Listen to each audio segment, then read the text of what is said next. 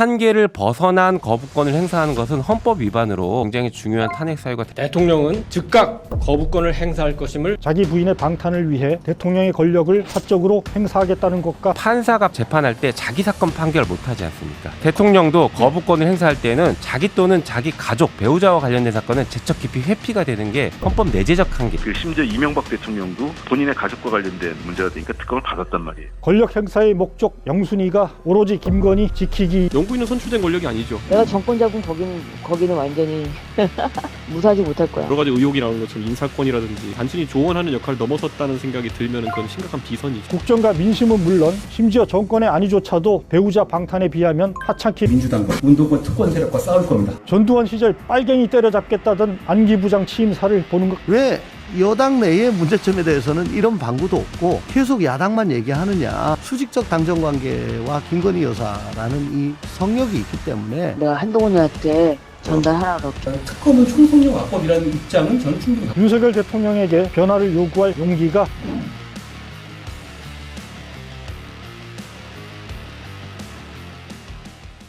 안녕하세요. 논설의 손원재입니다.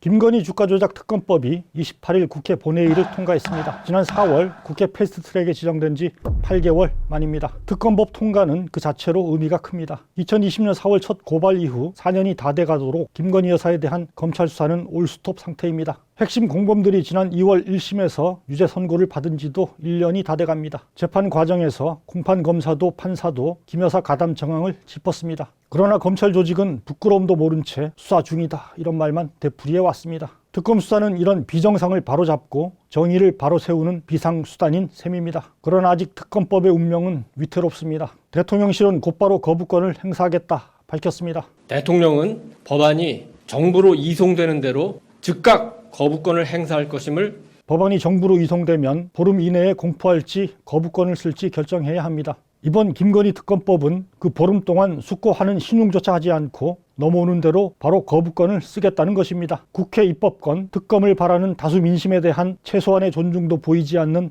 오만한 태도입니다. 국민이 위임한 대통령의 권한은 공공손을 위해 사용돼야 합니다. 사적으로 관련돼 이에 충돌이 빚어지는 사안에 대해서는 권한 행사를 회피하거나 자제하는 게 공직자의 바른 자세입니다. 그러나 지금 윤 대통령이 보이는 모습은 자기 부인의 방탄을 위해 대통령의 권력을 사적으로 행사하겠다는 것과 다를 게 없습니다. 염치라고는 없을 뿐더러 반헌법적입니다. 근데 이건 모든 거에 다 적용될 수 있는 거 아닙니까? 이의가 있으니까. 내재적 한계가 있어요. 쉽게 얘기하면 예. 판사가 재판할 때 자기 사건 판결 못하지 않습니까? 제척 깊이 회피라는 제도가 예, 있어요. 맞아요. 똑같습니다. 대통령도 거부권을 행사할 때는 자기 또는 자기 가족, 배우자와 관련된 사건은 제척 깊이 회피가 되는 게 헌법 내재적 한계라고 저희가 부르거든요. 그래서 그 한계를 벗어난 거부권을 행사하는 것은 헌법 위반으로 충분히 해석할 수 있습니다. 대통령실은 이미 거부권 행사 의도를 공공연히 내비쳐 왔습니다. 총선을 겨냥해서 어떤 흠집 내기를 위한 그런 의도로 만든 법안이 아닌가 그런 생각을 확고하게. 하루 뒤인 25일은 성탄절 휴일이었습니다.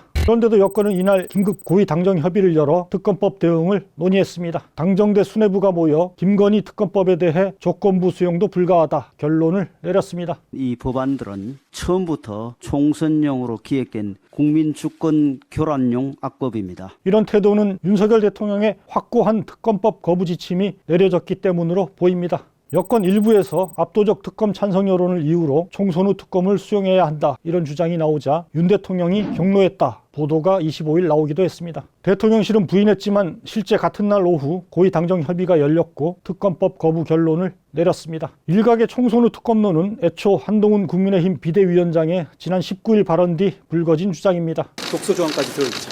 무엇보다 시점을 특정해서 만들어진 악법입니다. 그런 점을 충분히 고려해서 국회 절차 내에서 고려되어야 한다고 생각합니다. 조선일보 등에선 국회 절차 내에서 고려해야 한다고 덧붙인 대목을 두고 한 전 장관이 자신이 지적한 독소 조항을 빼거나 수사 시점을 총선 뒤로 미루는 조건으로 특검법을 수용할 뜻을 내비친 것이다 해석을 내놨습니다. 이후 여당 일부에서도 비슷한 주장이 나왔습니다. 그 다음에 1월 달에 제2에 붙일 때는 물밑에서 여야 대표가 협상을 해서 이 부분만큼 아까 말씀드린 대로 똑같이 간다. 그대로 가되 시기만 4월 이후로 가자는 거예요. 저는 그건 민주당이 거부할 이유가 없다고 봅니다. 이런 주장에 윤 대통령이 확고하게 선을 그은 셈입니다. 총선 전이든 뒤든 독소 조항이라고 주장한 특검 브리핑 조항이 들어가든 말든 김건희 특검법은 무조건 거부한다, 이런 지침을 내린 것입니다. 실제 발언 당사자인 한동훈 비대위원장도 고위 당정협의 다음날 열린 취임식에선 달라진 태도를 보였습니다. 특검은 총선용 악법이라는 입장은 저는 충분히 갖고 있는 상황입니다.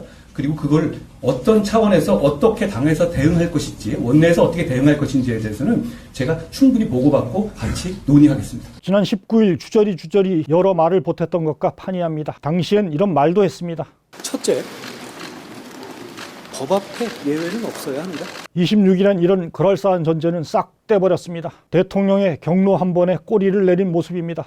이런 일련의 상황이 말해주는 건 두 가지입니다. 첫째, 윤 대통령의 분노보트는 김건희 여사라는 사실입니다. 좀 더 정확히는 김건희 여사에 대한 바깥의 직원입니다. 고대 중국 사상가인 한비자는 이처럼 통치자를 분노하게 하는 어떤 지점을 영린이라고 표현했습니다. 용에겐 81개의 비늘이 있는데 그중 목 아래에 거꾸로 붙은 단 하나의 비늘, 곧 영린을 건드린 사람은 용의 분노를 사 반드시 죽임을 당한다. 실제 윤 대통령에게 김 여사에 관해 지관한 사람은 친소를 가리지 않고 모두 가차없이 내쳐졌다고 합니다. 경로한 윤 대통령이 누구와 절연하고 누구는 캠프에서 내보냈다, 이런 유의 증언이 쏟아진 바 있습니다. 제가 캠프에서부터 보면은 그거는 정말 금기고, 제가 몇 번 얘기를 했는데 말씀을 안 들으세요. 아, 그럼 캠프 계실 때도 여사에 대해서 어떻게 해야 된다고 진단을 그렇죠. 하셨다는 얘기예요? 예, 그렇게 얘기를 했는데 전혀 화를 내면서 그냥 넘어가 버리는데, 그래요? 이거는 정말 이걸 깨지 않으면 선거를 칠 수가 없을 겁니다. 반면 윤 대통령이 유례없는 국정 실패인 엑스포 유치 전 119대 29 참패에 경로해 경위를 짚고 책임을 물었다는 얘기는 들어보지 못했습니다. 외교부 장관과 국가정보원장은 뒤늦게 다른 사유로나마 교체하나 싶더니 막상 국정원장에 앉힌 건 조태용 국가안보실장입니다. 대통령 부부 순방 외교의 총책임자죠. 가장 큰 정무적 책임을 져야 할 인물은 김대기 비서실장입니다. 하지만 총선 출마용 수석 비서관 전원 개편 와중에도 꿋꿋이 살려두더니 28일에야 교체했습니다. 김 실장은 지난해 국회에 출석해 김 여사 의혹을 캐묻는 야당 의원 질의에 김건희 여사가 바깥에서 여러 가지 의혹을 지금 낳고 있고 국민들이 걱정을 하고, 우리 여사가 뭘 잘못했는지 의혹만 가지고 여사를 이렇게 그걸 하시면, 철갑 방어막을 쳤던 인물입니다. 김 실장 후임엔 이간섭 정책실장을 돌려막기 했습니다. 총선을 겨냥해서 어떤 흠집 내기를 위한 그런 의도로 만든 법안이 아닌가. 권력 핵심을 이런 사람들로 계속 채우는 것과 필사적인 김 여사 방탄 사이엔 과연 아무런 상관관계가 없는 걸까요? 윤 대통령은 지난 10월 서울 강서구청장 선거 패배 뒤 국민은 늘 무조건 옳다. 어떠한 비판에도 변명을 해서는 안 된다. 지금 보이는 모습은 내 처문제는 빼고입니다. 국정과 민심은 물론 심지어 정권의 안위조차도 배우자 방탄에 비하면 하찮게 여기는 게 아닌가 싶을 정도입니다. 역대 여러 대통령들이 정권이 흔들리면 아들 형제 수사를 허용해서라도 성난 민심을 달랬습니다. 김영삼 대통령도 그러셨고 김대중 대통령도 그랬고, 심지어 이명박 대통령도 본인의 가족과 관련된 문제가 되니까 특검을 받았단 말이에요.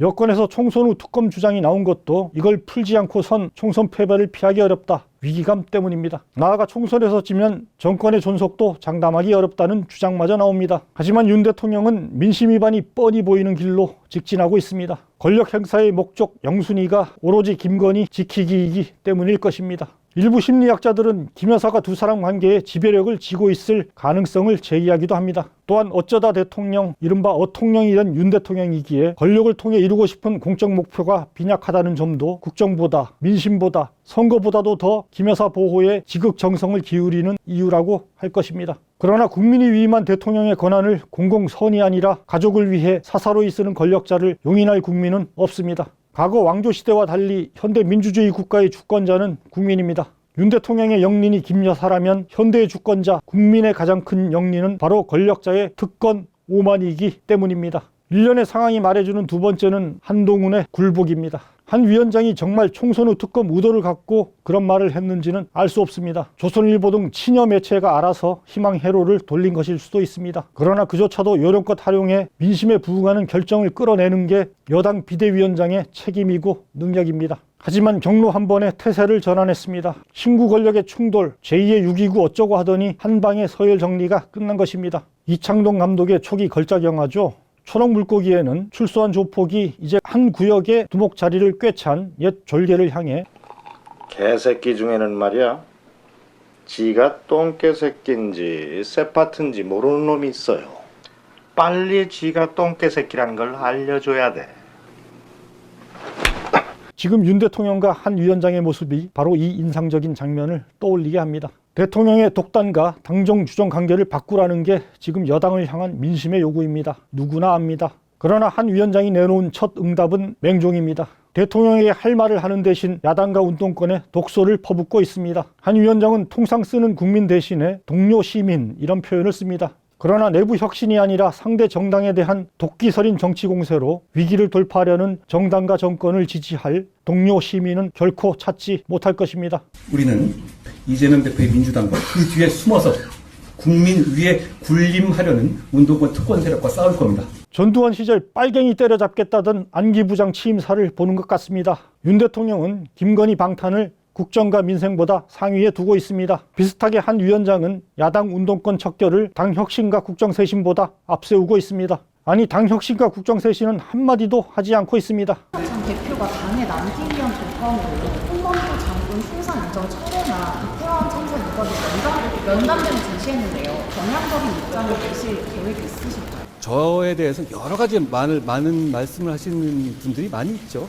그렇기 때문에 제가 누구 하나하나의 얘기에 대해서 지금 답변할 상황은 아닌 것 같네요. 야당 공격할 시간에 당과 국정 쇄신에 대해 더 고민하고 답을 내놓아야 합니다. 그러나 한 위원장은 마땅히 가야 할 어려운 길 대신 야당 운동권만 때리는 쉬운 길로 이미 질주하고 있습니다. 윤석열 대통령에게 변화를 요구할 용기가 없기 때문일 것입니다. 왜 여당 내의 문제점에 대해서는 이런 방구도 없고 계속 야당만 얘기하느냐. 그거는 내재적 한계가 있기 때문이죠. 성역이 있기 때문입니다. 수직적 당정관계와 김건희 여사라는 이 성역이 있기 때문에 이걸 건드리지는 못하는 거예요.